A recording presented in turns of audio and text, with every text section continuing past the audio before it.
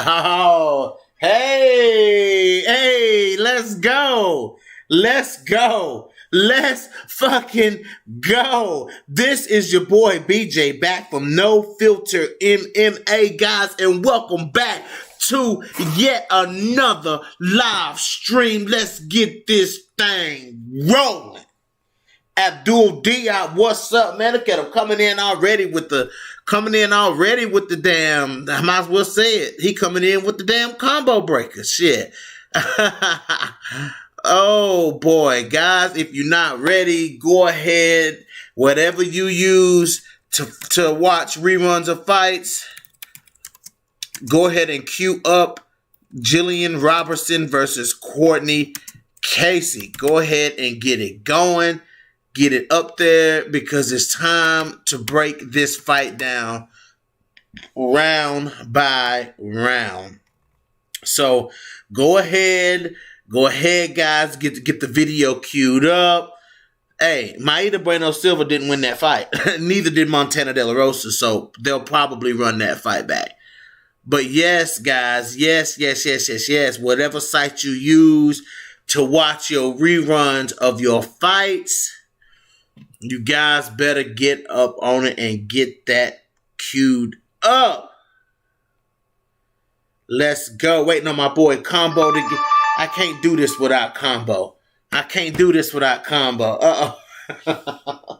Abdul, man. Abdul said, man, what you talking about, dude? Let them rematch in the rankings. Facts. I agree with that, Abdul. Get myself situated here, guys. We about to get this thing popping. That's what we about to do. You better believe it. Let's go. Y'all need to go ahead and get that. Whoa. Go ahead and get that Courtney Casey, Gillian Robertson queued up. Let's go ahead and get that queued up. Y'all let me know when y'all ready, baby. Ooh, I'm trying to wait for a few more people to get up in here, man. Shit. My girl, Montana De La Rosa, came to a draw, man. You know, I thought it was I went back and watched it, man. That was a hard scrap. Those girls were scrapping, man. What I want to see going forward for Montana is less scrappiness and more technical. Like, be technical with the hands, Montana. Like, you can be technical with the hands. It's there. You show glimpses of it. Like, we need to see you go full out technical with the hands and start using what you got. You know what I'm saying? That's how Montana gonna get past them close fights like that, man, you know? But it is what it is. Let's see what we got, guys. Let's come on up in here. Y'all been waiting on it, and here it is. Combo and put my feet to the flame on doing this. Montana looked like ET after that fight. Hey, she may have. You know what I'm saying? But one thing you can say about De La Rosa goes to war, bro. She comes to fight every fight. You don't never see an off day for Montana De La Rosa, baby. She always in there, balls to the fucking wall. Let's go. We ain't talking about Montana tonight, though. We gonna break down. And we're going to break down this Gillian Robertson versus Courtney Casey fight. Because in the UFC, depending on how you look at it, what's up, Marcus Bell? This is arguably Gillian's best performance. You know what I'm saying? Like, the fight with Courtney Casey is arguably Gillian Robertson's best performance in the UFC. I mean, it was just, from start to finish, man, it was just, it was a clinic. You know what I'm saying? Like, I mean, it was a showcase of how good Gillian Robertson is. And, man, she showed it in that fight. You know what I'm saying? Every eye was stacked against Gillian Robertson in the fight with Courtney Casey. You got a big physical flyweight. We know Gillian struggles with them big physical flyweights. You had a big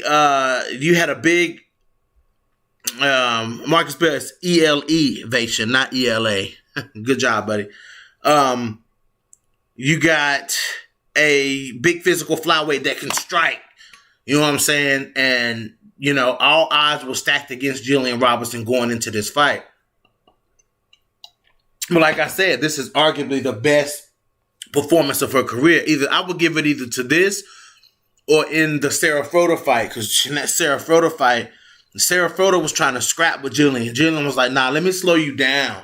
Let me slow you down and show you who's in charge of this fight right now." So y'all need to put the thumbs up. Put the thumbs up in the comment section when you got Robertson versus Casey queued up and ready to go. We're gonna start this thing off. Yeah, now Macedo, that was a good fight too. Yeah, Gillian had to fight. She had to like in the fight with Macedo, like Gillian had to dig deep, like because Macedo was the striking man. Like Macedo's strike, if you allow, oh no. If you allow Courtney, if you allow Veronica Macedo to strike, Veronica Macedo will strike. So, and Gillian was giving her a lot of distance to get those strikes off in that fight, and Gillian had to keep over and over, starting from square one and closing the distance, rather than, you know, because Gillian she's not a striker, so being up in her face, she was only going to get hit, you know? So, it is what it is.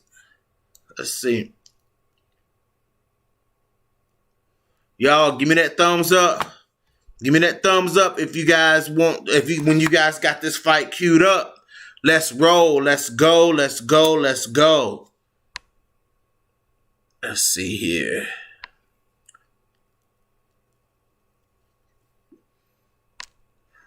Make sure I'm good here. All right. Yeah, let's go. Combo says let's go. All right, man. So, y'all ready?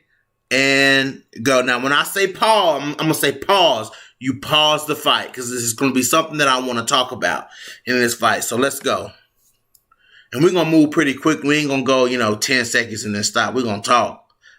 All right, y'all. And go. Let's see. Wait a minute. Hold on.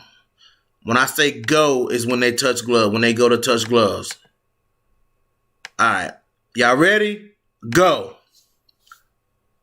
Gillian Robertson coming out. Feinting that jab. Throwing the leg kick. So already, stop. 4 minutes and 51 seconds. Let's stop. All right. Now, this is Gillian Robertson's thing right here. You know what I'm saying? Like, I mean, that's what I don't understand is these girls know Gillian Robertson is not a striker. Yet, the threat of her takedown and the threat of her ground game is so evident in her skill set that girls back up anyways. 4 minutes and 51 seconds. That's why I hope that's where you guys put your pause at. Look at where Courtney Casey's feet is. Look at where Courtney Casey is standing trying to pump a jab. Her feet are already behind the black line. You know what I'm saying? And that is where Gillian Robertson wants you. Now watch as this fight plays. She's going to play with Courtney Casey. She's already established that she can push Casey back to behind the black line. She's already established that. You know what I'm saying? So what Gillian Robertson is going to do here is set the trap. And the trap that Gillian Robertson sets in her fights is make you believe that she's getting ready to strike with you when she's not. You know what I'm saying? So we're at 4 minutes and 51 seconds of the first round, guys. 4 minutes and 51 seconds for y'all just coming in. All right, I'm getting ready to press the play button. Now watch as Gillian Robertson plays with Courtney Casey in this striking. Let's go. Look at Gillian Robertson. Pushed her all the way. She's all the way back to the cage now. And Gillian just simply countering with a, simple straight, a jab and a straight right hand. All right. And stop. I'm at 4 minutes and 36 seconds. Loves Kimberly, what's going on? Loves Kimberly, we are doing a live fight-by-fight, round-by-round breakdown of Gillian Robertson versus Courtney Casey because the fight with Miranda Maverick is coming up here soon, and Combo Breaker is a Maverick fan, and he's already done his round-by-round fight of Miranda Maverick versus Liana Jojua. So we're going to go here. So, all right, now I'm at 4 minutes and 36 seconds. Now look where Courtney Casey's feet are. Both of her feet are behind the black line. And that's just with Gillian throwing simple punches. A jab and a straight right hand is only punches that she's thrown.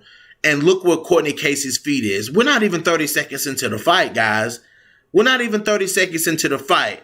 Okay? All right. I'm getting ready to press play. Press play now. Okay? Courtney Casey trying to use some good foot movement, throwing strikes. Look at what Courtney Casey is, though. Rarely ever does she take a step forward towards Gillian Robertson. All right, stop. 4 minutes. Wait a minute. Let's complete the takedown. All right. 4 minutes and 17 seconds. What happens? As soon as Courtney Casey starts to come forward thinking that because she fell in the trap. She's in the trap now. You know what I'm saying? Gillian set that trap. Gillian engaged Courtney Casey on the feet for literally 45 seconds. She engaged Courtney Casey on the feet. I'm at 4 minutes and 17 seconds, guys. Engage Courtney Casey on the feet. Okay? And she waits until Courtney Casey, starts coming forward because she thinks, okay, this girl wants to strike with me. Obviously, I'm a better striker than Gillian Robertson. Courtney Casey starts moving forward. I'm going to back up just a couple seconds here, guys. I'm going to stop at 4:17 again, but I'm going to go back from 4:23. If you guys want to go with me, then go with me. 4 minutes and 23 seconds of the first round is where I'm getting ready to press play right now. And I'm going to stop at 17. Okay, let's go. Look at this. And Gillian gets the takedown. Courtney Casey starts coming forward thinking, okay, I'm getting ready to strike with Gillian Robertson. You know what I'm saying? So here I am going to come forward. Casey has no takedown defense, unlike Miranda. Right. Okay, that may be true. But check this out, combo. What did Miranda Maverick do when Joe Jewell was engaging her on the feet?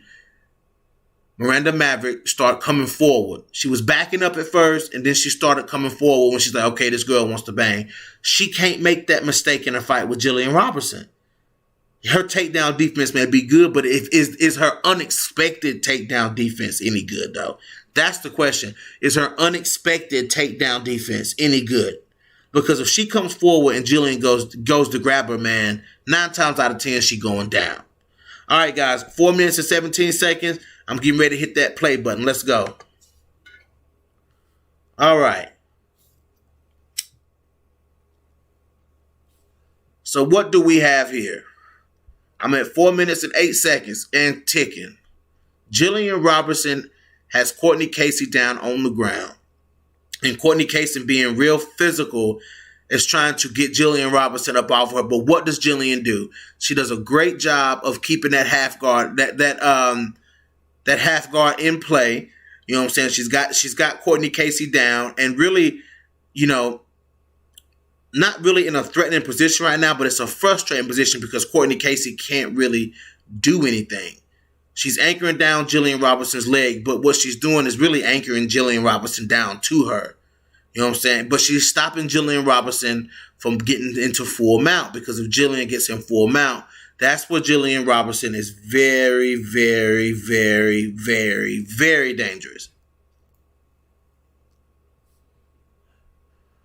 Clock's still ticking, guys.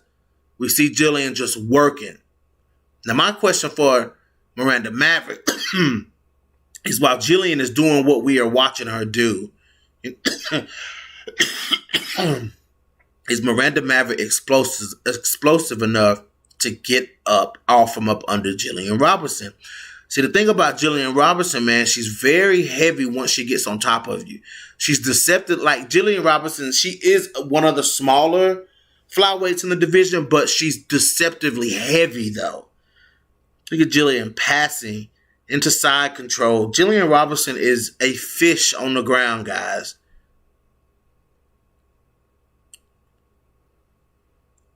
All right, guys, I'm at 2 minutes and 25 seconds. Gillian Robertson passes to the other side while sneaking in nice little shots on Courtney Casey, man. And Gillian she holds you down, man, and she works. She holds you down and she works. Yeah, Abdul, I agree with that. Yeah, I agree with that. Her top control is insane. It's insane. So look at Courtney Casey here. I'm at 1 minute and 52 seconds. Courtney Casey is trying to explode out of positions here. And what does Gillian Robertson do? It's like Gillian anticipates that she's going to explode, try to explode. And Gillian just made those adjustments and just moved with Courtney Casey, kept that downward pressure on Courtney, locked her legs down. Courtney Casey is grabbing the glove of Gillian Robertson, trying to stop Gillian from the ground and pound. Because Gillian has probably the best ground and pound at women's flyweight as well. Her ground and pound. Okay, all right, Courtney Casey exploded. And what does Gillian do? Follow the hip. Gillian just follows her hips, man. Look at that. That's absolutely beautiful work on the ground. Courtney tries to spin and get out, and Gillian follows her hips, anchors her down. Courtney Casey pushing down on the head of Gillian, trying to get Gillian off of her, trying to get her hips free, trying to clear her hips so she can explode up. And what does Gillian do? Gillian has a hold to Courtney Casey's right wrist, a hold to her left leg, and just anchored her down to the ground. Now, where's Courtney Casey? Now, Casey's doing a good job of not getting her back flat to the ground. She's doing a good job of doing that. Yet Miranda will not look like this at all. But is she explosive enough to get Gillian off of her when Gillian is obviously the better grappler here, man? Now look at Gillian bridging up, trying to pass that right leg over so she can take half guard, trying to pass so she can take side control. She's in half guard. Courtney Casey is anchoring Gillian's right leg, and okay, boom, Gillian passes. Gillian passes to side control. Listen, man, round's over. Round's over. And what did we see that entire round? We seen Gillian Robertson set a trap, guys. We seen Gillian Robertson set a trap, and we seen Courtney Casey fall right into the trap. No, Taylor Santos, because she beat Gillian to the punch. She beat Gillian to the takedown. Listen, Miranda Maverick is not as big and as physical as Taylor Santos. Maverick may be big for her frame, you know what I'm saying? But, she's just not a big flyweight. Gillian has the size advantage here. It takes girls like Taylor Santos, those big girls who really could be bantamweights. You know what I'm saying? Like, it takes those girls. Let me turn this audio off. To nullify somebody like Gillian Robertson. Okay, guys. So we're going to move to round 2. So what did we learn from round 1? Gillian Robertson is excellent at setting you up, setting traps for you to want to engage. See, Taylor Santos didn't fall for that trap. But we seen in the fight with Liana Jojua that Miranda Maverick falls for that trap. She'll start to engage heavily with you if you're throwing strikes on the feet. She'll engage heavily with you. Hopefully she learned from that she's not going to be able to do that with everybody, because somebody like Gillian will throw strikes with you, and then next thing you know, she's dipping under, you start engaging. Oh, I'm going to hit this girl. I'm going to sting this girl. And then the next thing you know, you're on your back. That's what happened to Courtney Casey. And the thing about Courtney Casey is it happened to her every single round. It didn't just happen in the first round. It happened in the second round, and it happened in the third round. All right, guys, I am on round 2. They are getting ready to touch gloves. I got it on pause. Let's move into round 2 and go. Now, round 2 is a little bit more complicated. Rounds 2 and 3 are a little bit more complicated than rounds 1. Okay, so now we have Gillian and Courtney Casey playing around in the middle of the octagon. Gillian is working on that trap, setting that trap. Let's see here. All right. Courtney Casey firing on 1-2. Gillian using some good head movement.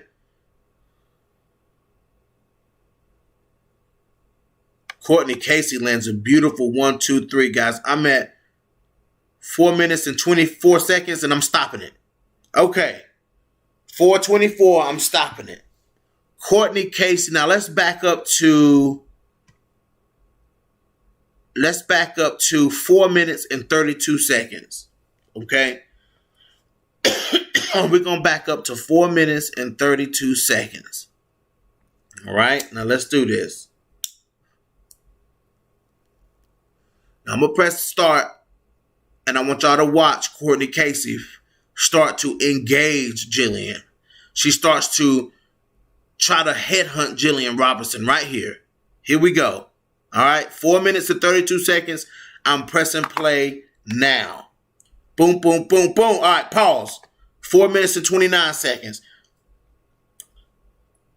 Courtney Casey, Gillian Robertson comes in, and Gillian Robertson enters Courtney Casey's boxing range, and Courtney Casey starts firing at Gillian Robertson. Like, she starts firing at Gillian, and she lands. She landed a beautiful three-piece that ended with an uppercut on Gillian Robertson. And that's the danger of Gillian trying to set up that trap, is some girls that are good on the feet, like Courtney Casey, and aware that she's in their boxing range, they're going to hit Gillian Robertson. You know what I'm saying? So that's the danger. You know, and unfortunately, that's just Gillian Robertson's style. That's the game that she has to play. That's the game that Gillian Robertson has to play, guys. You know what I'm saying? She has to play that game. You know? That's why her fights don't usually go to decision. You don't usually see Gillian Robertson going to a decision because she's a finisher. You know, it's either finish or be finished for Gillian Robertson. You know what I'm saying? It's finished or be finished for Gillian. Out of all the various styles of fighting in the UFC and mixed martial arts, this is her style. There's not very many of those, but it's some of those. There's a lot of those. With Gillian Robertson, it's finished, it's kill or be killed. And that's the risk that she takes. Let's go. All right, 4 minutes and 29 seconds and play. And what do we see? Gillian answering with some strikes, okay? And Courtney just engaging. Bloop. Gillian goes for the double leg. Backs her up to the fence and takes her down. Pause. 4 minutes and 16 seconds is where we at. Hit that thumbs up if you're following. Hit the thumbs up if you actually, type a thumbs up in the comment section if you're actually following along, guys. I hope I'm not being complicated with the stops and starts. I think I'm being pretty cool with it. So hit the thumbs up if you're one of the people in here that's actually got the video queued up and is actually watching what's going on. I want to know how many of you are actually, following what's going on. Combo breaker, thumbs up, okay? Okay, Combo. So Combo is following along. I like that. Of course, my dude gonna follow along, man, because he gonna watch how Gillian he's watching how Gillian gonna beat Miranda's ass.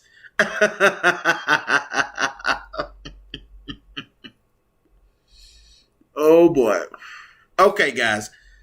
4 minutes and 16 seconds. We got Gillian Robertson. So once again, less than a minute into the second round, Gillian Robertson has already managed to set the trap, okay? Set the trap and execute the trap and execute what it is that she needs to do, okay?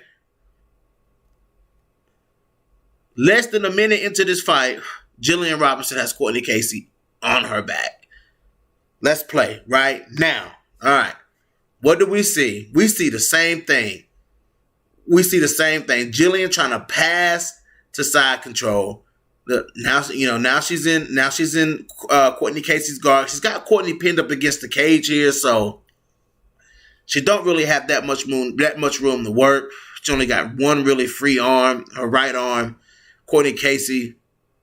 All right, Gillian trying to throw some elbows down. Courtney Casey doing a good job of disrupting the head of Gillian Robertson, posting that head up, stopping Gillian from that, from applying that forehead pressure down on her chest. You know what I'm saying? So little pop shots here from Courtney Casey. Gillian really just nullifying her and frustrating her, Gillian trying to pass that guard. Courtney Casey bridging off the fence, trying to lock Gillian up in one of her signature arm bars here. And at this moment in the fight, I got kind of scared, because she locked that, she got that foot around Gillian's neck pretty good, and she was hunting for that, You know what I'm saying? But Gillian does a great job of just staying calm, you know what I'm saying, and stepping over, just being really calm and systematically trying to get out of this armbar. So, and Courtney Casey had this armbar in tight, landing some nice hard hammer fist. Gillian trying to circle around and pass out of it. Courtney Casey going for that armbar, man. You know, you got to give her that because she was going for that armbar. Gillian trying to circle. Gillian's out of the armbar. She's got Courtney on her back, really in the corner there of the octagon, a really uncomfortable position. Like all of this that Gillian's doing, man, is just frustrating Courtney Casey because Courtney can't get Gillian off of her. Like all of this stuff that Courtney Casey's doing, threatening the armbar, bridging her up, using her feet to elevate Gillian to create space to get up, none of it was working. You know, she, with all that she done, all that energy that she exerted, where is Gillian Robertson? Right back on her. All right, guys, I'm at 1 minute and 57 seconds of the second round, man. This fight, I mean, this round is just domination by Gillian Robertson. Courtney Casey trying to turn out of it, push off the cage, trying to elevate Gillian, trying to just create space. Courtney Casey trying to be creative and create space, doing a good job of not letting Gillian get off a lot of the ground and pound, because that's really what Gillian's goal is to get you in a position where she can beat you up. And it's just position over submission at this point for Gillian Robertson, man. It's just, you know what I'm saying? Like position over submission. And this is her game, man. If you can't keep up here, you may can fight here. But if you can't keep up here, then fighters like Gillian Robertson and Taylor Santos and, you know what I'm saying, those grappler heavy, you know, well, Taylor Santos ain't really grappler heavy. She just got grappler heavy for Gillian Robertson. But right here, Courtney Casey, just like I said, being creative, trying to find ways to get Gillian off of her. Gillian, like she's trying to set up a head and arm choke. She's got to pass that. She's trying to pass that left leg all the way over and you know, twist and crank on that head and arm choke. Courtney Casey doing a good job of turning out of it. But the thing about Gillian, though, she don't even really have to chase the submission, because when somebody like Gillian is anywhere close to a submission, you start to panic when she gets close. Robertson getting off some good ground and pound. Those were hard shots. Hard shots. Let's see here. Courtney doing a good job of holding that wrist. All right, guys, I'm at 10 seconds.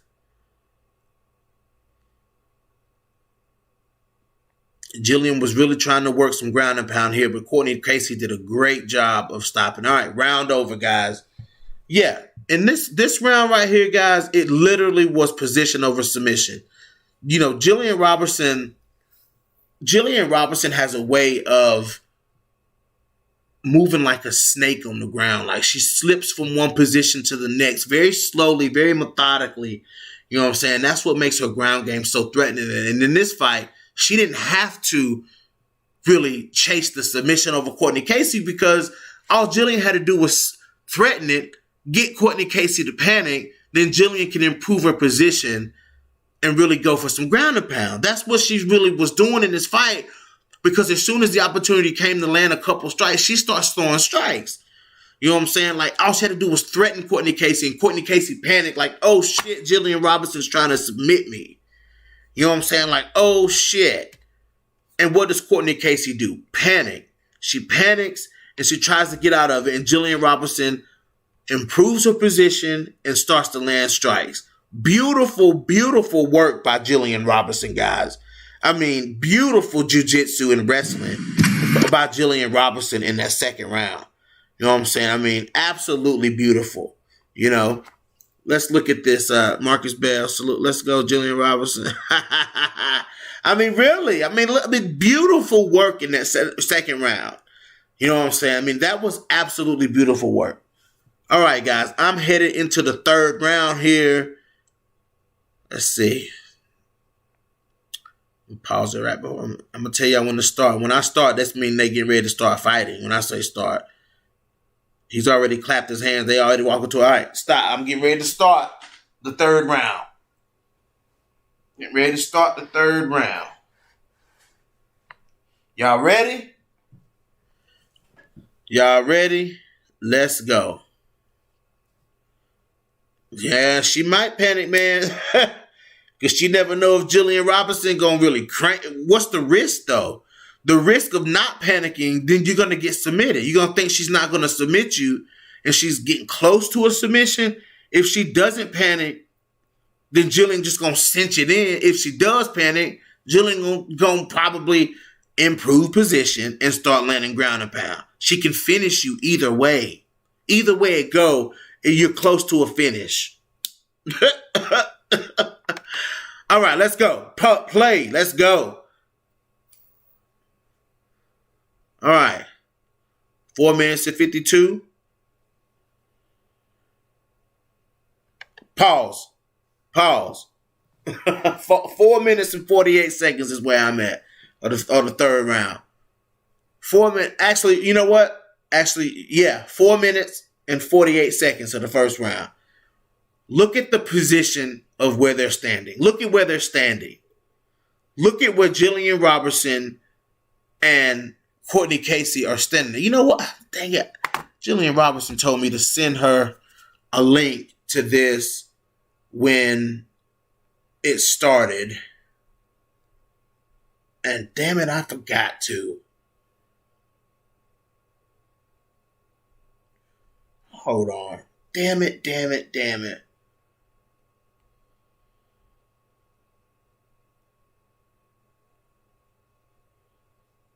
Let's go.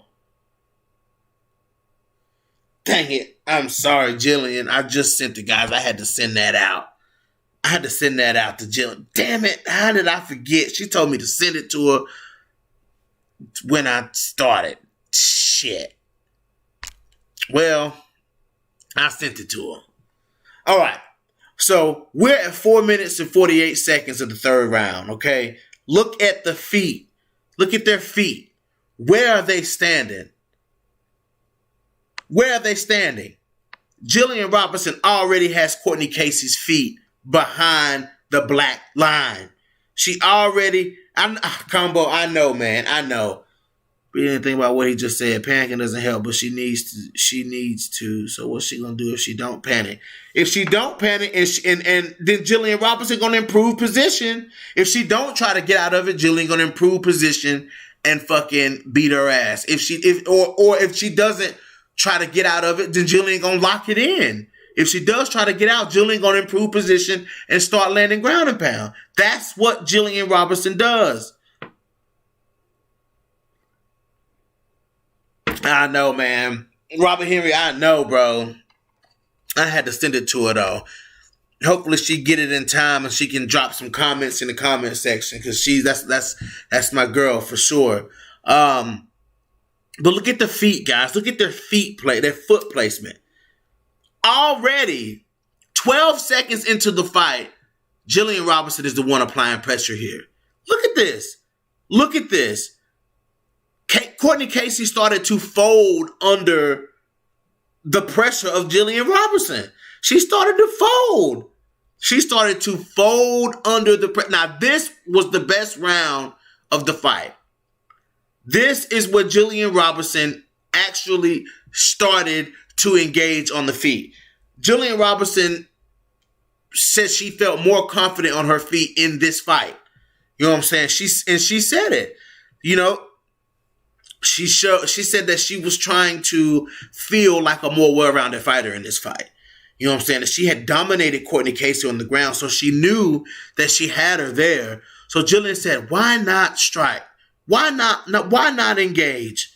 Why not engage? Combo Breaker said Casey is flat-footed, but Casey just flat-footed anyway. You know what I'm saying? All right, let's press play now. Get Gillian. Bobbing and weaving, throwing a leg kick. Okay, Courtney Casey counters. Leg kick by Courtney Casey. Gillian throwing that jab, throwing it a little short. Courtney Casey was smart by attacking those legs, man.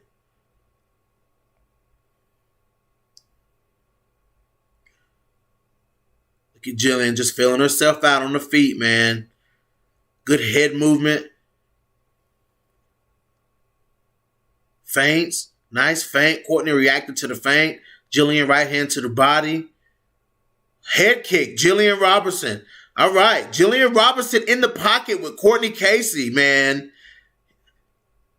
Let's go. Head kick Gillian Robertson. You heard it, right?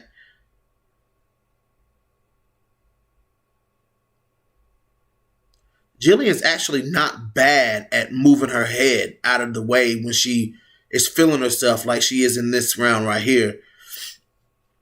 She's feeling herself getting comfortable on the feet. Like, she has to do more of that. Like, we got to see more of that. Listen, look at this combo. Oh, there it is. There's that combo. Boom. All right, stop. 3 minutes and 23 seconds. Stop. Let's go back to 3 minutes and 33 seconds of the third round. We're going to rewind back to 3 minutes and 33 seconds. Yeah, when Courtney was countering Gillian Robertson, Courtney Casey's strikes were coming off very crisp and very fast. You know what I'm saying? Very crisp, very fast, but Gillian Robertson was engaging with her. Now watch how Gillian Robertson, this is how you can tell that a fighter, guys, has worked on the holes in their game. Okay, let's look at how Gillian Robertson is trying to work on and improve her striking. 3 minutes and 33 seconds. I'm getting ready to press play now. Watch how Gillian Robertson feints, comes up with, look at this, feint, head kick, 1-2, feint, takedown. Let's go back again, guys. I got to see this again. That's beautiful work by Gillian Robertson, guys. She's got Courtney Casey engaged. Listen, I'm going to pause it. I'm at 3 minutes and 31 seconds. Pause it. She's got Courtney Casey, for one, biting on feints. She's got Courtney Casey biting on feints. When Gillian was striking, standing at range with Courtney Casey, she was feinting the takedown, and Courtney Casey was reacting to it every time. Traps. Gillian Robertson sets traps. Okay? Robertson sets traps. And fighters fall for the traps. And Courtney Casey fell right into the arms of Gillian Robertson. Okay? I'm at 3 minutes and 31 seconds. Let's go. Let's read this comment. Robertson needs to start taking angles on takedowns and mixing in fakes and feints a little better. She is mixing in feints. Watch how hard, when Gillian starts this sequence that leads to the takedown, watch how hard Courtney Casey bites on this feint. Okay, 3 minutes and 31 seconds playing now. Watch how hard she bites. Whoop! So hard she almost fell over. That's beautiful work by Gillian Robertson, man. And where does Gillian Robertson end up? Where she wanted to end up. And that was on a single leg, running the pipe, gets the takedown, ends up with Courtney on top of Courtney Casey. Now, Courtney Casey has the arms of Gillian Robertson tied up here. Could possibly start to threaten a guillotine. So it was an awkward position for that Courtney had her locked up in. I think Courtney was just really trying to slow her down. Just lock her down and slow her down and stop her from advancing position. Gillian gets out of it and is now in the full guard of Courtney Casey. Courtney Casey has a dangerous guard. Okay, guys, pause. We're going to go back to 2 minutes and 43 seconds of the third round. 2 minutes and 43 seconds. Let's go back. Listen, Courtney Casey had Gillian Robertson in the full guard, and Courtney snatches up a fast armbar as Gillian was trying to, come through the guard of Courtney Casey. She snatches up a beautiful armbar. I was thinking about her upcoming fight against Maverick. Of course, she'll need to be a little more tricked to get down Maverick. That's all I'm saying. Oh yeah, for sure.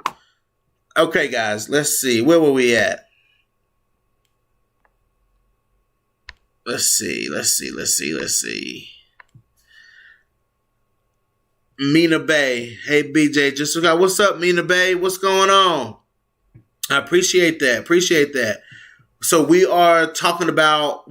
doing a round by round of Gillian Robertson versus Courtney Casey. I'm on round 3. I'm on round 3 at 2 minutes and 41 seconds. If you wanted to queue up the fight. So I'm paused. Yeah. So Gillian Robertson trying to come through the guard of Courtney Casey. Courtney capitalized on that momentum and spins and snatches up a beautiful armbar.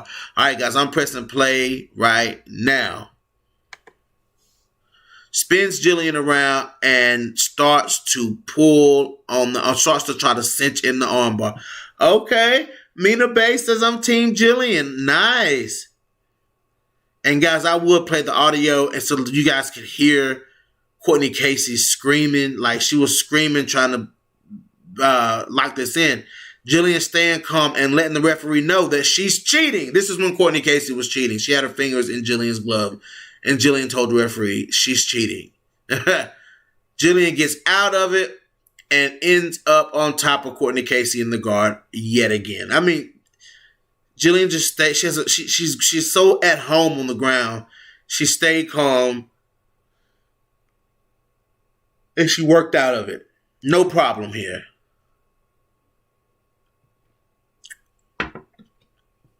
In the guard here, Courtney Casey trying to create some space here, bridge her hips up. Gillian trying to get to a position where she can start to land some shots. Just domination. Just domination on the ground. Courtney Casey is trying to lock up something on Gillian, got out of it. Once again, Gillian Robertson, position over submission. Switches to a half guard. Slowly advancing her position here. Courtney Casey can't do anything. Like, she literally can't do anything. Courtney Casey trying to lock down the right leg of Gillian Robertson. Trying to keep her in half guard.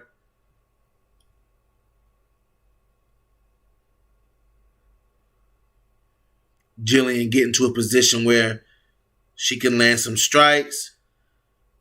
Just slow, methodical movement by Gillian Robertson, man. Just slow, methodical movement. Very technical. Courtney Casey giving up her back. Wrong idea.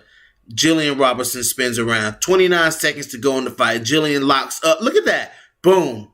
Fight over. Fight over. Oh, boy. Listen, Maverick gets hit. Yes, she does. Unfortunately, in this fight, though, that's not really something that she's got to fret over. You know what I'm saying? Like, that's not really something that she has to fret over because Gillian doesn't hit that hard. Liana Jojua was piecing her up. Like, Liana Jojua was landing clean shots on her. So, like, Miranda Maverick is there to be hit. But, Gillian may hit her, but it's not going to be something like it's not going to wake her up like the hits that she was taking from Liana Jojua. Like, those hits woke her up because she was getting stuck. Like, she was getting hit. She was getting hit. You know what I'm saying? But it depends on how much Miranda Maverick engages on the feet with Gillian Robertson. Like, that's the thing that concerns me about it. Like, how much is she going to engage with Gillian on the feet? You know what I'm saying? Like, what is Miranda going to be the one to try to take Gillian Robertson down? You know what I'm saying? Or will we see a performance like we just saw, where Gillian Robertson takes you down and just dominates you on the ground? Because, like someone made a comment just a minute ago, Gillian probably has the best top control in the division. You know what I'm saying? Like,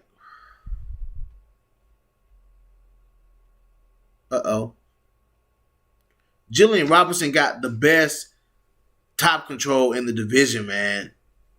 You know what I'm saying? Like, she gets this take. I don't know if she'll go straight for the takedown, man. I don't think she'll do that. I don't know if she'll do that. You know what I'm saying? Like, Gillian may want to go out here and strike on the feet. You never know, man. Like, somebody like Gillian, who any of her performances can be like a you know what I'm saying, breakthrough performance where you can see her putting her skills together. Like, I'm just kind of waiting on that fight to happen. And I've seen glimpses of that in the fight with Courtney Casey, which is why I wanted to, you know what I'm saying, talk about this fight in specific because, you know, Gillian Robertson, she's out there, she is attempting to round out her game. You know what I'm saying? Not as much as other fighters, but Gillian Robertson is trying to add another dimension to her game. You know what I'm saying? For Gillian to be confident enough in this fight to attempt to throw head kicks and, you know what I'm saying, feints and combinations to get to where she needs to be. That sequence of the combination to the takedown that Gillian Robertson using the feints did in that third round. That right there shows improvement in Gillian Robertson's game. We just watched it. We just watched Gillian Robertson in a fight where she engaged on the feet and didn't get beat up.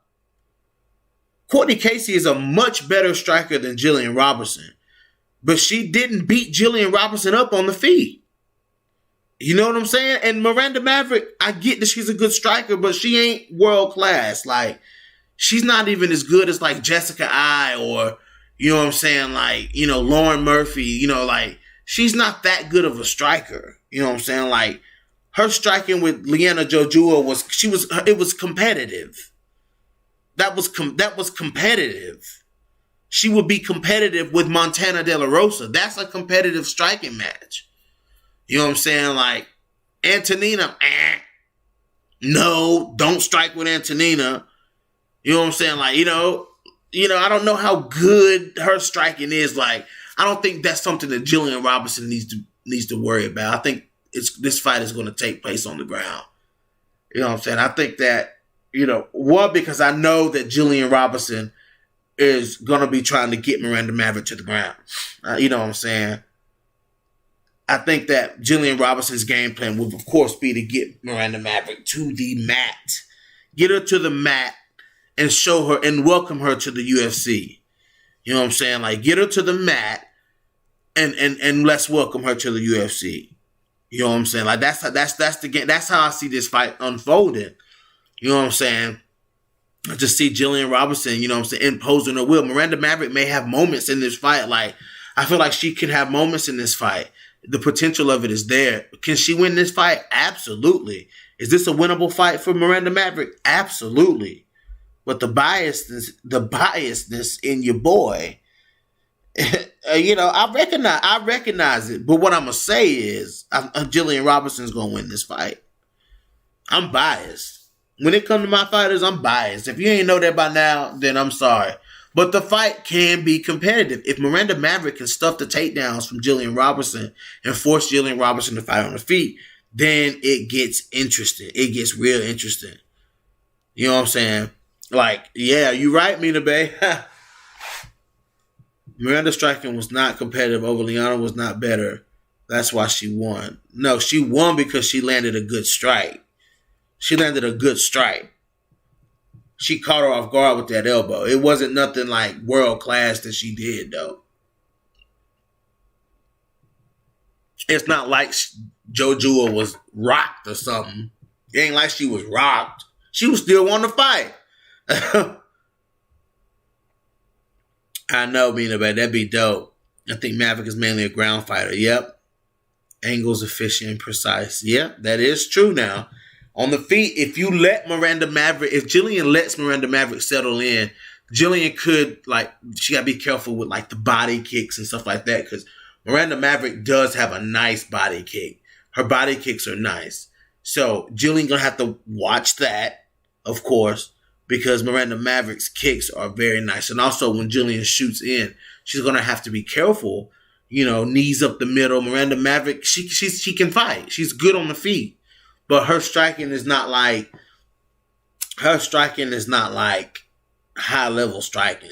She's like Montana De La Rosa, a ground fighter who uses the fundamentals of striking and has success with it. You know what I'm saying? When these ground fighters get these fundamentals of boxing and striking down and they start to use it, You know what I'm saying? Like, they're a very dangerous fighter. You know what I'm saying? Miranda Maverick is dangerous because she's got the fundamentals of that stand up, and she uses it very well. You know, Montana is dangerous on the feet, as we seen in the damn fight with Maida Bueno Silva. You know what I'm saying? Montana De La Rosa, when she wants to use that striking, it's there. You know what I'm saying? If Montana had stuck to that 1-2 that she was throwing, if she'd have stuck to that, she'd have knocked Bueno Silva out second round. You know, I don't understand why she didn't stick with that. Like, that just boils me. Like, Montana, why did you not stick with that? Like, why did you not stick with... Did you guys see how good her striking looked? How good her striking looked? When she opened up with that strike, and if you go back and watch the fight, she didn't give up on the striking completely. You know what I'm saying? Like, Montana still, like, in the second round, she was landing that right hand in the second round. Even into the second round, when they were on the feet, Montana was landing that right hand. And I'm just like, why didn't she stick with that? Like, why didn't she keep doing that? Like, it was... Listen, man. If she'd have stayed away from the clinch in this fight, man, the clinch is where Montana lost this fight, because she dominated the fight on the ground. You know what I'm saying? It was the clinch, the tie clinch that she kept getting in. That's where she lost this fight, because she didn't lose the fight. You know, the fight was a draw, but Montana, for me, it feels like an L. You know what I'm saying? Like, you know, Montana was winning the striking exchanges. The striking exchanges went to Montana De La Rosa. It was the damn tie clinch that Maida Bueno Silva, that Montana kept falling into every time they came together. Like, stay out of that clinch. When the fight was on the ground, Montana dominated it on the ground. People were talking about the jiu-jitsu. That didn't mean anything. When that fight went to the ground, that was all Montana De La Rosa. Okay? When the fight was on, when they were standing at range on the feet, it was all Montana De La Rosa. It was the damn clinch. Maida Bueno Silva has a damn good clinch guy. Who knew that her clinch was that good? Who knew Bueno Silva's clinch was that good, man? Like, really, who knew that? Like, damn, dude, her clinch looked amazing. Gillian should be hella unpredictable. Come out with M&R roll. I know, right? Montana's IQ is low because she didn't stick to it. Yeah, she didn't stick to it. Okay, yeah, she's young. She'll get there. No, dude. No, bro. Miranda, it's not safe to say that her striking is better than Montana's, dude. Montana's punches were crisp, they were accurate, and they were hard. You know what I'm saying? Montana, listen, when Miranda Maverick was missing a lot of those shots at Liana Jojua, Montana didn't miss very many shots in this fight, dude. Like, Montana, her punches were long, they were accurate, they were fast, and they were fucking sharp. Her striking looked great in this fight. You know what I'm saying? I don't even think that that's up for debate. Like, the drawback is that she didn't stick with it. How her striking looked, like I've been saying, Montana De La Rosa has good striking. I've been telling y'all that. I've been telling y'all that. She didn't stick with it. Okay, that's one thing. Not continuing to do it. That's one thing. But her accuracy and her ability to outstrike Maida Bueno Silva, yo, she was landing clean on Bueno Silva. Clean, beautiful shots on Bueno Silva. So don't hit me. So let's stop with that Montana De La Rosa ain't got no hands shit. Like, that shit can just stop. You know what I'm saying? You can say Gillian Robertson don't have hands. But to say Montana De La Rosa, to say she ain't got no hands, that's a lie. I mean, it's bullshit. It's bullshit to say she don't have hands. Yeah, but if she would have stuck with that, though, man, we would have, like, Montana she had an opportunity to put on a breakthrough performance in her career. I give you that. Like, that was her opportunity right there.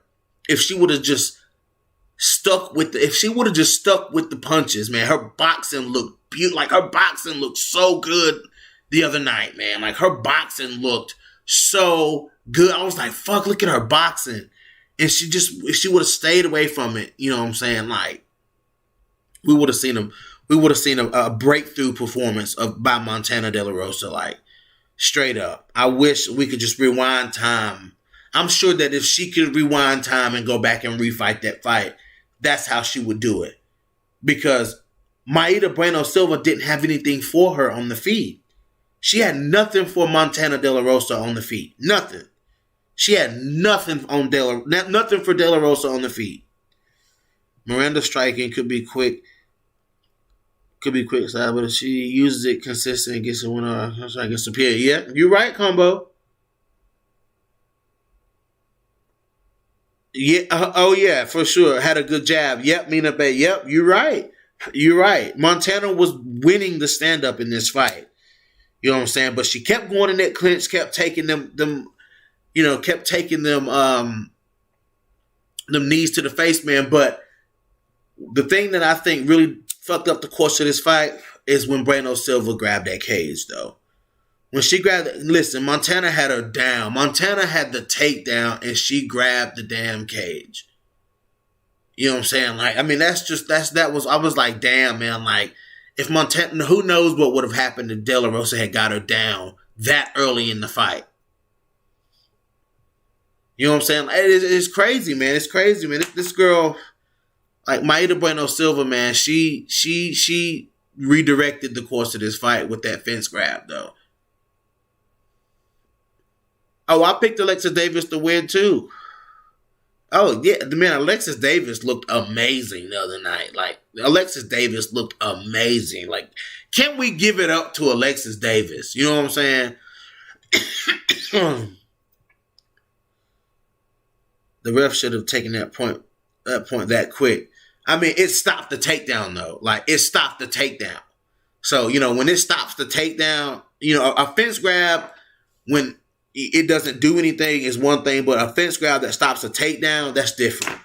That's different, bro. I've seen points taken for that before. I've seen points taken from that before. I've seen that. When a fence grab deters a fight, they take a point, bro. When a fence grab changes the course of a fight, they take a point.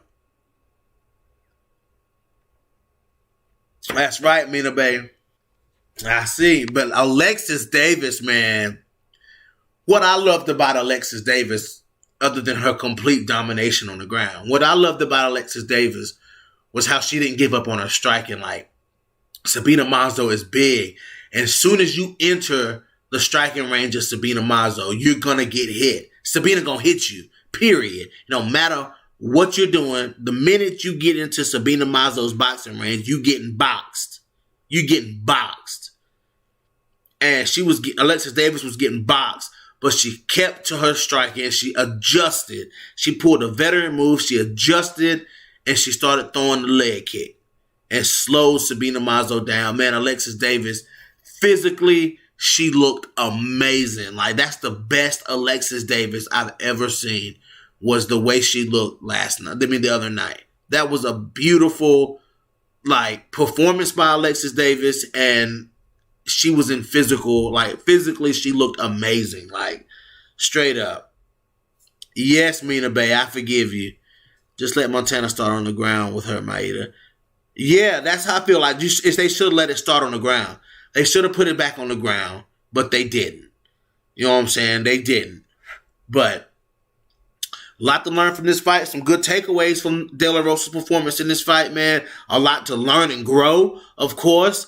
You know what I'm saying? A lot to learn and grow, but sure, man, her striking looked good, man. That's what I took away from it, is how much better her striking looked. Her striking improves every fight. Every single fight, her striking improves. I've been telling y'all that. Every single fight, her striking gets better. Please. Montana De La Rosa ain't got no hands. What? Okay.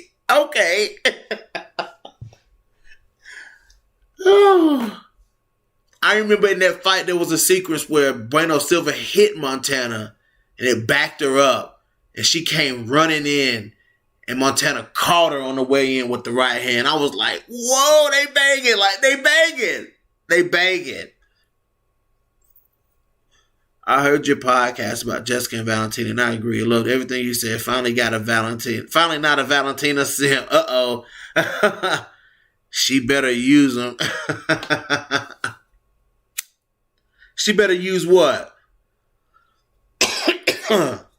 Oh, you talking about the hands? Oh yeah. She definitely need to commit to the hands a little more. You know, one thing that Montana always says is that her favorite fighter is Miesha Tate.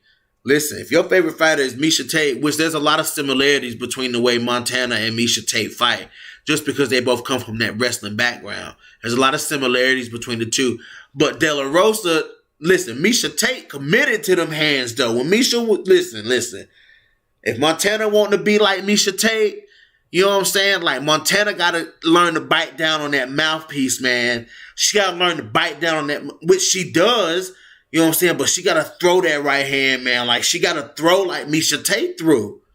Miesha Tate was a slugger, bro. Like, Miesha Tate was a slugger. Like, if you like the way Miesha Tate fighting, you idolize Miesha Tate, you know, look up to Miesha like Montana does, Montana gonna have to start fighting like Miesha, straight up. You know what I'm saying? Like, she gonna have to start fighting like Miesha. You know what I'm saying? Like, when you getting pieced up, like, go get that takedown when you know it's there. Miesha Tate knew when her takedowns was there. You know what I'm saying? But until that takedown presented itself, Miesha Tate was slugging. You know what I'm saying? Like, fuck, man. Yeah, you right, Combo. Miranda uses hers. You right. I give you that, bro. I give you that, Combo. I give you that. I gotta give you that. Definitely gotta give you that. But guys, let me ask y'all this though. I'm gonna get back to Gillian and Miranda Maverick, but y'all, what if we see like what if Felicia Spencer come out in this fight with Danielle Wolf slugging though? I know that sounds funny, y'all. I know that sounds funny.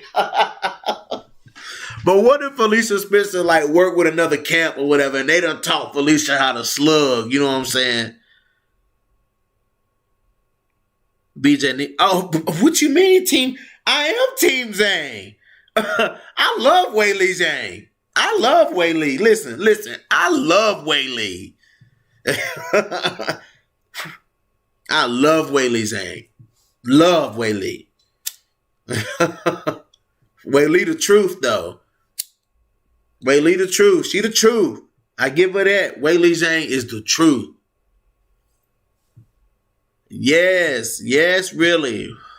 I love Wei Li Zhang, man. She cute too. I love Wei Li. Wei Li just a little G, man. You know what I'm saying? Like, she a little G.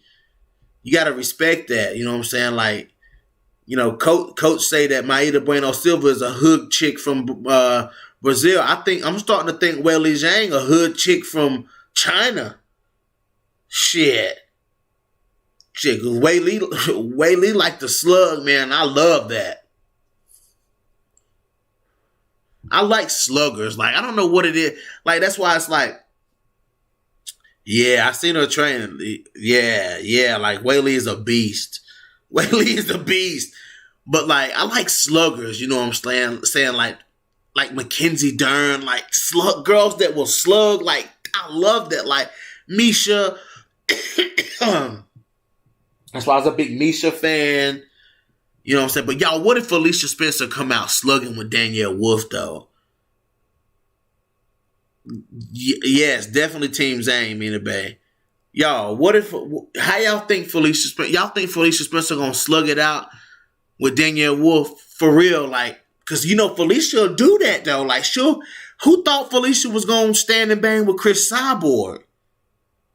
You know what I'm saying? Oh yeah, she has. Yep, she sure has.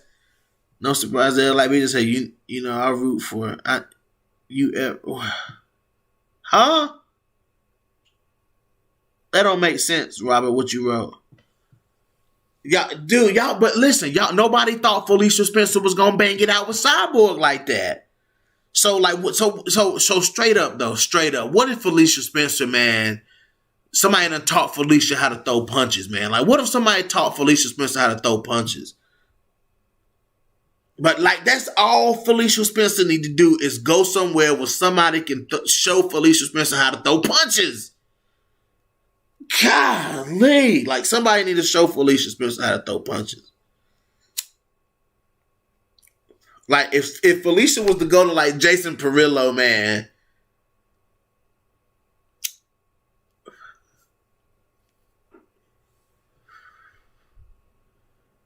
I know Marcus Bell. That's right. Yeah. If Felicia knows what's good, Felicia got dog in her and a chance, she'll bang. But if she can take you down, she will. Right? Yeah. You're right, Combo. Yeah. But like, man, like I wish Felicia Spencer. This is two people, It's two fighters I wish would go to Jason Perillo, and that's Montana De La Rosa and Felicia Spencer. Listen, if Montana De La Rosa go to Jason Perillo, or like, I'm gonna throw a bone out there. What if she went to TriStar, whatever it is that Rory McDonald and them at with Faraz Sahabi? You know what I'm saying? Like, what if Montana went to, what if she did that? Hold on, y'all. I gotta get my charger.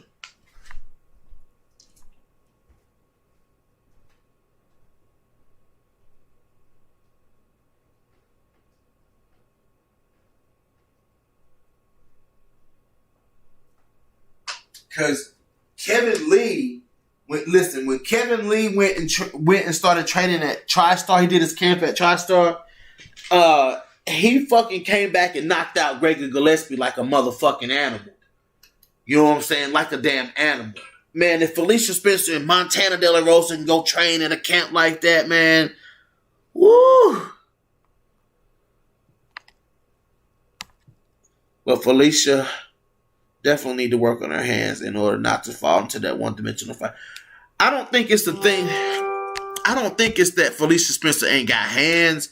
Felicia Spencer, like, her technique, like, her overall striking is not bad. It's just that the way she strikes, it like she doesn't throw with any power, man. I wish somebody would show Felicia how to throw with power. You know what I'm saying? Like, show Felicia how to lean into a punch, show her how to turn her shoulder and turn her hips into a hard punch. Like, Felicia's her flying elbows and shit, those are hard, but Felicia gotta, like, you know what I'm saying, like, be able to throw a 1-2, you know what I'm saying, stick a good jab, you know what I'm saying, like, if Felicia can stick a jab, Felicia Spencer can stick a jab, imagine. We don't see Felicia Spencer sticking a jab. Her striking ain't bad, but imagine if we seen Spencer sticking a jab. Because I can guarantee you, if the fight's on the feet, Danielle Wolf gonna be sticking a jab in Felicia Spencer's face, straight up.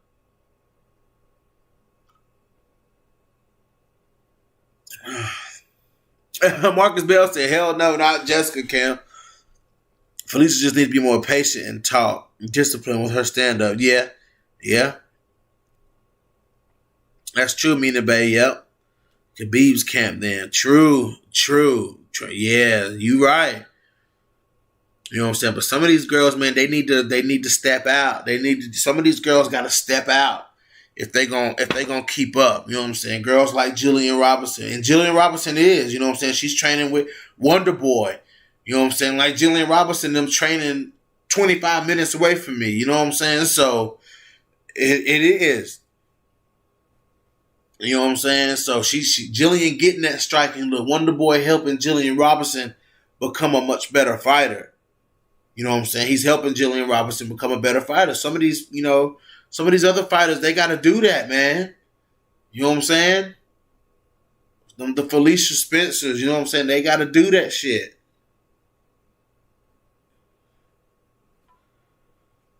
I might, but then I might not because of COVID. You know what I'm saying? Like, especially like not this close to a fight or whatever. You don't want they got the bubble thing going on. You don't want to, expose anybody. You just don't want to do that. You don't want to bring outside germs into the bubble. You know what I'm saying? Because these fighters are like really in a bubble. And Dana White is for real about that. His protocol for keeping these fighters safe, even though it doesn't always work, but it works a lot of the time. It works more than it doesn't. You know what I'm saying? So, yeah, she can definitely teach them some. Dean Thomas is there.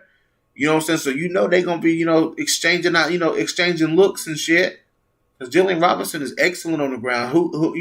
She's a good teacher to learn from. And Dean Thomas is there too. So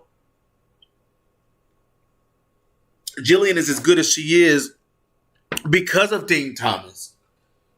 So let's go.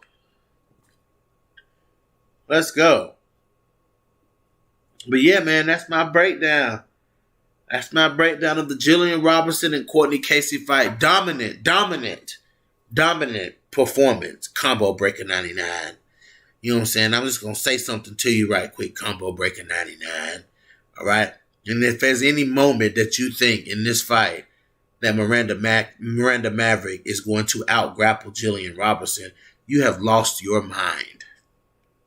You have lost your mind. Gillian Robertson will finish and she will dominate this fight. Okay? She will dominate this fight. So you be ready. You be ready. Like Amanda Nunes say, you better be ready. You better be ready. Would I say Gillian is overrated? No.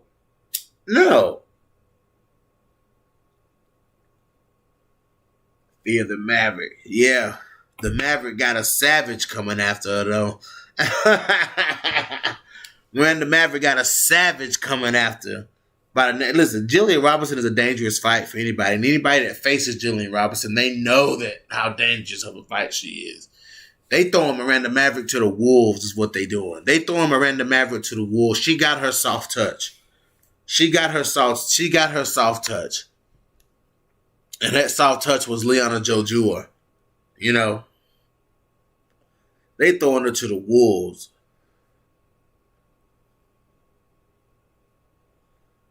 Nah, y'all thought I was gonna be sticking my foot in my mouth about Montana too. Nope. Nope. Right, Maverick has had one fight in the UFC. Right. You talking about somebody with 8 fights in the UFC. 8 fights. Gillian Robertson got 8 fights in the UFC, man. 8 fights. Hold on.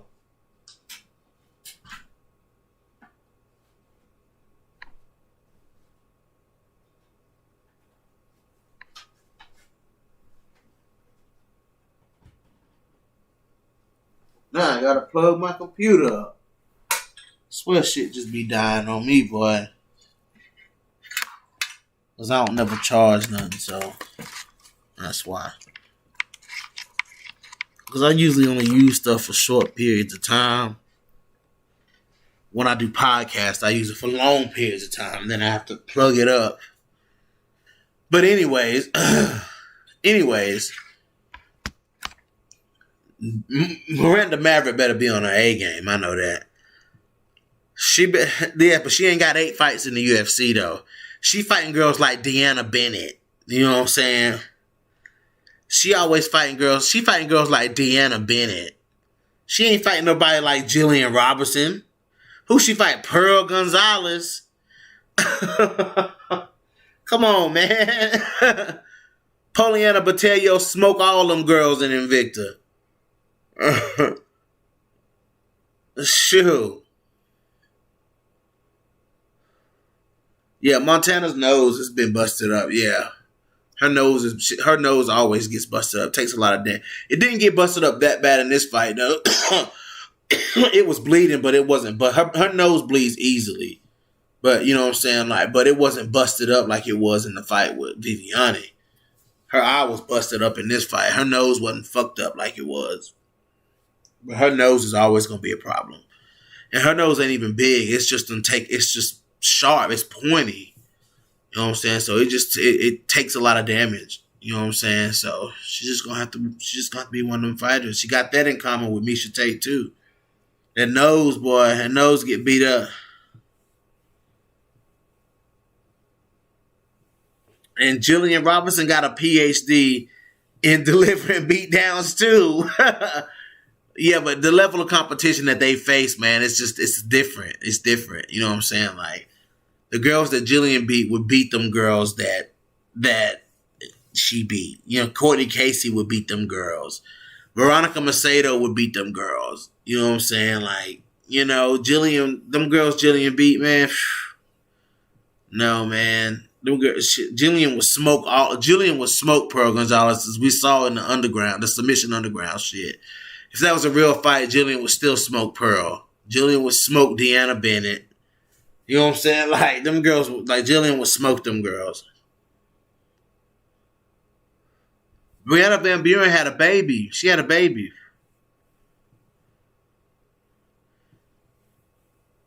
Yeah, but JoJo gonna get back. I'm telling you, Liana JoJo is going to, she's gonna fight. Like, she gonna fight. She gonna bang. I'm telling you, wait till Liana JoJo fights again, man. She'll definitely get a dub this next time. Yeah, I feel like JoJo gonna be in it. She in it, man. Maverick is a top prospect right now. Yeah, and so is Gillian Robertson.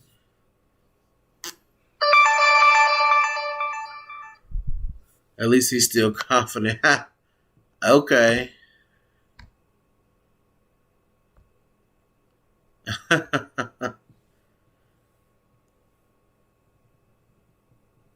Taylor, triple threat. Yeah, they triple threats.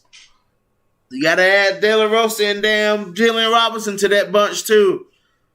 But I'm telling you, don't count out Liana JoJo. Don't count out JoJo.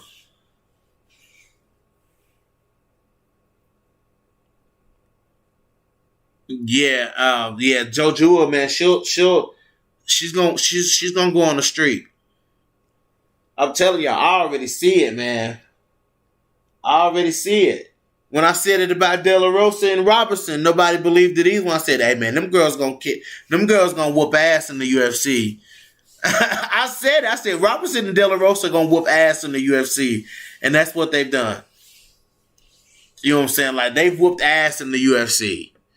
I mean, straight up, they've whooped ass in the UFC, and I think Liana JoJo are gonna whoop ass too.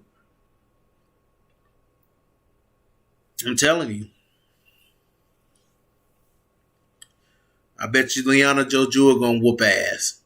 The flyweight division getting competitive. You got man Inferior, JoJo versus Fury. I think should happen. I think that's a good scrap. I think that's a real good scrap. I think if Liana JoJo can expose that ground game, I think that's the type of fighter that Man Inferior needs to fight. She needs to fight a Liana JoJo, get her down. I think it's 15-1, something like that. I think our record is 15. I can't remember.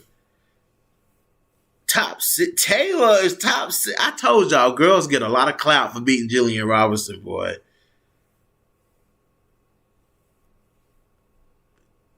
Nah, I don't know, man. You know, man, if she might care, if JoJo don't get the takedown, JoJo will get the takedown. It's a wrap.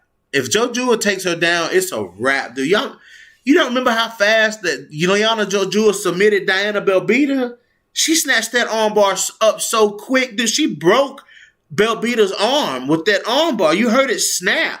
Remember the arm snap? That was Liana JoJo, man. So as impressive as Man Inferior's debut was, that was Liana's second fight. But her flyweight debut was as impressive. She snatched that armbar up and broke Diana Belbita's arm.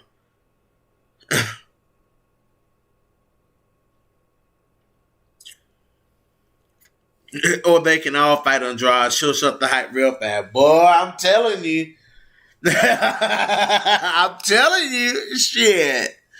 Andrade, boy. Woo. That damn Jessica Andrade, man. So many people counting out Andrade in this fight. And I'm just like, oh my God, that is not the person to count out. It's Jessica Andrade. Manning destroys Liana. I don't know, man. If Liana JoJo can take Man Inferior down, listen, guys, listen. Their debuts were as impressive as each other's. Okay?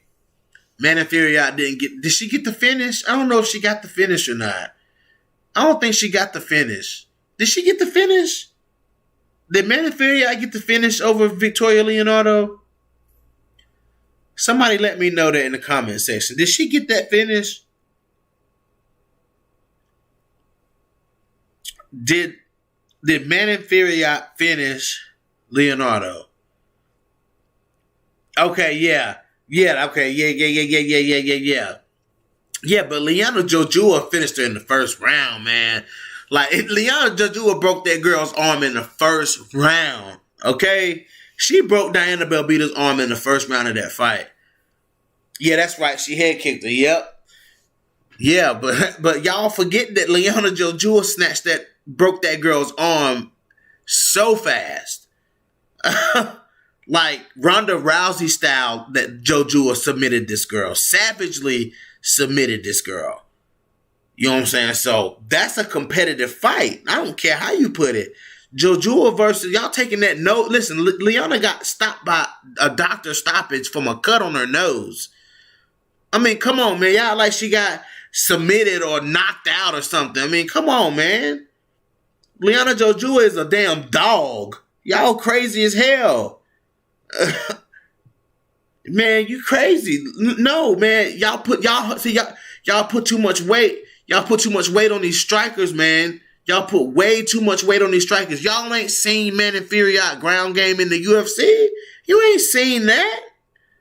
You ain't seen her ground game. How can you say that she's so on a different level when she's just a damn good striker? We don't know what her ground game is. What is y'all's definition of being so good and deserving this much clout? Liana Jojua is a dangerous submission artist. She's a dangerous submission. She's a dangerous armbar submission specialist, guys. Are you guys insane? Go look at Liana Jojua's record and look at how many arm bars Liana Jojua has snatched up in the first round. Look at how many first round arm bars that Liana Jojua has in her career. There is a reason she's in the UFC, guys. Just like there's a reason Maniferiot's in the UFC, there is a reason that Liana Jojua is in the UFC. She ain't in there for nothing. I don't care what you... Let's see. Oh, you stupid, man. She handled him once again, different level of competition. No, just because Maniferiot is a good striker, that does not mean that her ground game is good. Okay, so is Maniferiot... Did we call Antonina Shevchenko a complete fighter? Did we call Antonina Shevchenko a complete fighter? No, we did not. We got to see somebody test Maniferiot ground. Somebody who's good. Leah McCourt is not that good on the ground. We got to see somebody who's good on the ground, like Liana Jojua, test Maniferiot. You can't just sit up here and write off Maniferiot. Oh, she this and she that. You know what I'm saying? Like, I said it. I'm on the Maniferiot train, but I got to see her fight on the ground. I got to see how she look on the ground. You know what I'm saying? But I'm on the train. But we can't sit up here and say that she beat everybody now. We don't know what that ground game look like. She could be another Holly Holm. Y'all judging these people too fast, man. Y'all judging them off one fight. Come on, man. Chill out with that. For real. But yeah, hyping so early. Like, I get that she put on a good performance. But y'all writing her off, like y'all writing people off against her already. Like, come, y'all did the same shit with Agapova. When Agapova smoked when she smoked Hannah Cyphers, everybody was, oh, Agapova, and she got smoked by Shauna Dobson. I mean, y'all just being crazy. Y'all crazy, man. Who are my top 3 prospects at flyweight? Right now, at this very moment, Jessica Andrade. Oh, you talking about prospects. Okay. My top 3 prospects. My top 3 prospects would be Gillian Robertson, Maniferiot, and Alexa Grasso. Those are my top 3 prospects. Maddie Fiorot, Gillian Robertson, and Alexa Grasso. There you go. Bing. But I ain't writing off people like Liana Jojua. I ain't writing off people like that. You know what I'm saying? You talking about a dangerous jiu-jitsu specialist. You know what I'm saying? Whew. Y'all sleeping on jiu-jitsu, man. Y'all get caught up in this striker world, man. Y'all get caught up in these striker worlds. Well, she gonna have to be tested in the UFC. She gonna have to be tested in the UFC. Can she keep up? Yeah, Grasso is ranked, but she's still a prospect at this point. She's not a contender. She's still a prospect.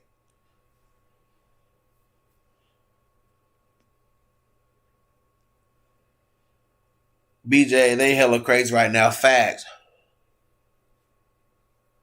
We'll see. We got to see as soon as every fight that happens in the UFC tells us the whole story of every fight. Nope, but when you're in the UFC, you're fighting the highest level of competition in your weight class. That's what you're doing. You're at the highest organization in the weight class. You're at the highest organization in the sport, and you're fighting the best flyweights in the world, the best light heavyweights, whatever. They're the best in the world. So you have to. I mean, what you do in the UFC holds a lot more weight than what you've done before the UFC. You know what I'm saying? Nobody's talking about fights that they had before that, unless they legends like John Jones or, you know what I'm saying, Daniel Cormier. Then they talk about fights that they had before the UFC. But you ain't talking about these young fighters. What they did outside the UFC don't even matter. It don't even matter. So we'll see. I think Jojua had a belt too. I might be wrong though. Maybe she didn't. Yeah, Grasso counts as a prospect. Absolutely. Y'all crazy, man. Shh. Maddie Fiorot don't beat everybody. She got to show us that she can beat everybody first. She got to put on a little streak before we say that. Shit, Gillian Robertson 8 fights in with way more wins than losses. And she still don't get the respect. De La Rosa is too. They don't get that respect. No, Maddie Fiorot don't get it either. She don't get that hype. Yeah, Mina Bay, I do. Maddie Fiorot don't get that hype off of beating Victoria Leonardo. Victoria Leonardo ain't all of that good. Could Victoria Leonardo beat Montana De La Rosa? No. Could Victoria Leonardo beat Taylor Santos? No. Could she beat Macy Barber? No. Could she beat KGB? No. Come on, man.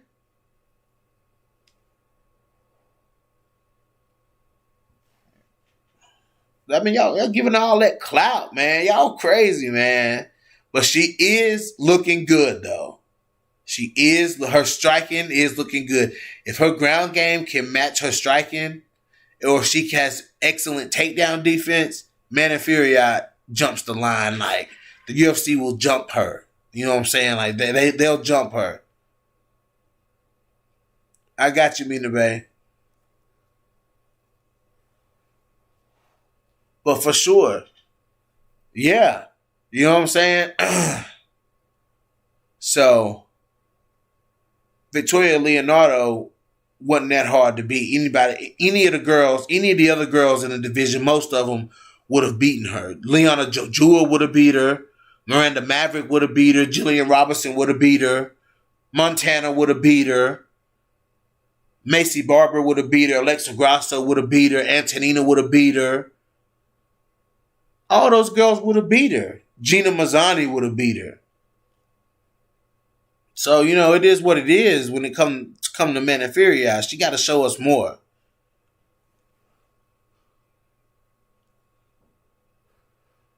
She barely a prospect of all to me. More like a younger fighter trying to re-kickstart her career at 125. Yeah, man, I think Alexa Grasso, man, the way she looked against Macy Barber, that was impressive. That was definitely impressive, for sure. Yeah, but guys, listen, I did not come on here to have a long session. I came to talk about the Robertson and the Casey fight. We've seen a dominant performance by Robertson. Miranda Maverick is gonna have to. She gonna have to put the pedal. She has to put the pedal to the metal, man. If she's trying to beat Gillian Robertson, she gonna have to put the pedal to the metal. Because I can tell you right now, Gillian Robertson's pedal gonna be to the metal. So, it's gonna be up to Miranda Maverick to control the course of this fight. You know what I'm saying? It's gonna be up to her, but can she do it? Is the question. Can she do it? So we'll see what happens, guys. I'm gonna close this thing down. I'm getting out of here. Appreciate you guys for coming through. Hit that like button. Thank you guys so much. Thank you so much for coming through. We had a good little rap session tonight. Gillian Robertson for the finish, round 2. It is what it is. Let's get back in them rankings, Robertson. Let's go. Let's establish your place in this division, Gillian. Let's do this. Let's do this. And we up out of